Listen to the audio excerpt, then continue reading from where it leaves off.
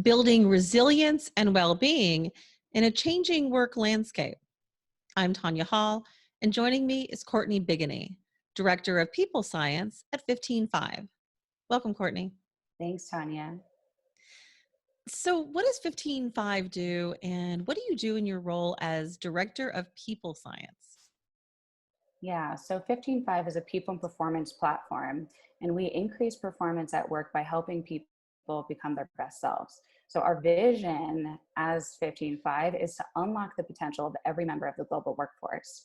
And as the Director of People Science at 15.5, my sole purpose is to ensure that our technology is positive and aligns to the latest science of thriving. You say that technology has a bad reputation for causing increased depression. We've seen that anxiety and even being disconnected. Explain that. Yeah, so right now we see detrimental effects with technology, and there's this really big movement in terms of minimizing negative technology, but we can also maximize positive technology by looking to the latest science from positive psychology. And positive psychology is a science of thriving. So I really do believe we are at a new wave of positive technology right now. With COVID-19, we're basically entering this really difficult situation. How can technology support people during this crisis? Yeah, so with COVID-19, people are really struggling right now, and technology can be used to increase resilience. And we know from the science that in order to shift from surviving to thriving, we need resilience, which is this ability to navigate adversity and bounce back in the face of challenge. And that's at an individual level. And at an organizational level, people are shifting into this new world of remote work. So we can also help organizations shift to remote work leveraging technology. So technology can help both individuals and organizations not only survive, but thrive through the age of coronavirus. So then let's talk about how that takes place. What are the strategies that individuals can use to increase their resilience and well-being? Yeah, so we know from the science of positive psychology that the shift from surviving to thriving is through resilience, like I said. And resilience is this ability to navigate adversity and bounce back in the face of challenge. And it's a skill that people can develop on their own and also at an organizational level. So if we look to the latest science, there are both physical and emotional resilience strategies that people can build on.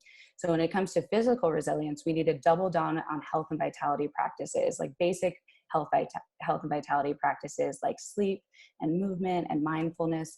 And we know that all of these things help to increase immunity, they reduce depression and anxieties. They're really critical right now. And we can also look at the latest science for emotional resilience strategies, and I'll cover 3 of them. So the first one is setting distraction goals. So right now, as it relates to technology, people are scrolling through negative news. Negative news is really big right now. We know from the research that constantly scrolling through negative news increases stress, depression, anxiety. It can lead to panic attacks. It reduces cardiovascular health. It reduces immune health. So we need to help people regulate their emotions. And instead of just minimizing negative news, they can set distraction goals that redirect their attention in a really positive way, say by learning a new skill like mindfulness meditation or cooking. So distraction goals is one emotional resilience strategy that people can double down on right now to become more resilient. And the second resilience strategy that we know from the science is gratitude, which is this practice of appreciation. And gratitude helps to reduce stress. It helps to increase better sleep. It helps to reduce depression. And it also helps to strengthen relationships, which are so critical right now when people are physical distancing. And people can practice gratitude both alone and then also with others. And the research shows that when people practice gratitude alone, say by counting 3 wins every day, it helps to reduce depression more than people who don't. So counting 3 wins and practicing gratitude is a critical strategy right now.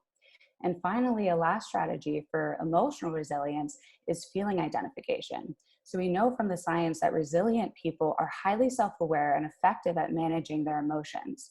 And the first step to managing your emotion is naming your emotion. This is called feeling identification. And feeling identification increases resilience, it increases well-being, it helps strengthen your relationships, because when you're able to identify your own emotions, you're able to identify emotions in others. So again, people are struggling right now, and I really think that people can look to the latest science to help practice these physical and emotional resilience skills. So let's talk about one of those. How how can people put feeling identification into practice? Yeah. So feeling identification is a practice and it's something that you can develop just like learning a new language. And it's a really critical step in compassionate communication exercises, both with yourself and other people. So let's look at nonviolent communication, which is a compassionate communication exercise with others that people can use to resolve conflict. So let's say someone joins your Zoom meeting late and it's a work meeting. Instead of getting really frustrated and like tarnishing the relationship, you can practice nonviolent communication, which has 3 steps. The first step is observing the situation. The second step is identifying your feeling. And the third step is making a request. So step 1, observe the situation. You came into the meeting at 9:15. The meeting started at 9. Number 2, identify your feeling. This made me feel really frustrated. Number 3, make a request. Next time, can you give me a heads up? So again, feeling identification is a resilience skill that's critical to compassionate communication exercises with others and also compassionate communication with yourself. So Kristen Neff, she's a leading researcher on compassion, and she has something called a self-compassion break, which is a mental strategy for dealing with stress. So take COVID-19. This is a really stressful situation and an opportunity for people to leverage resilience strategies. And it also includes 3 steps. So step 1 is naming your feeling. Step 2 is honoring common humanity. And step 3 is being kind to yourself. So with COVID-19, you can identify your feeling and say, this is a really stressful situation. I am overwhelmed. I am stressed. And you can practice step 2, which is honoring common humanity and saying, I bet I'm not alone. I bet other people are really stressed and overwhelmed as well. And this helps to release the grip, release the stress. And the third step is practicing self-kindness, which is saying to yourself, I've been through something really hard before. I know I can get through this. So again, people are struggling and people can practice resilience and strengthen their resilience muscle right now, which is going to turn into lifelong resilience habits. And luckily, there are technology to help increase resilience and also help people navigate this new transition to remote work. So technology can help individuals and organizations during this time. Courtney Bigony, Director of People Science at 15.5.